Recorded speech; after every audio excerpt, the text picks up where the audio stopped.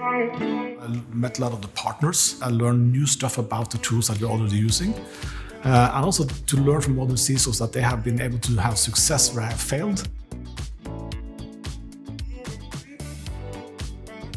That relationship has been fundamental for actually getting where we are and also having the stamina to stay in that big race, because this is not like installing Excel or Word.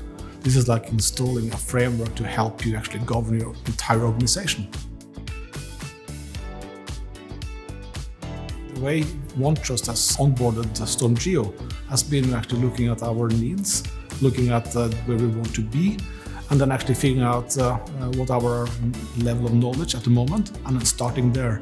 It's more like tailor-made onboarding. So it feels like it's not like one size fits all.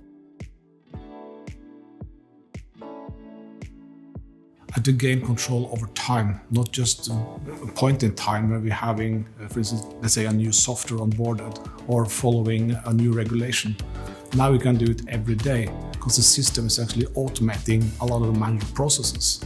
Another outcome I'm really looking forward to is to get the risk acceptance documented much better than we are doing manually, because it's not possible to do it good manually.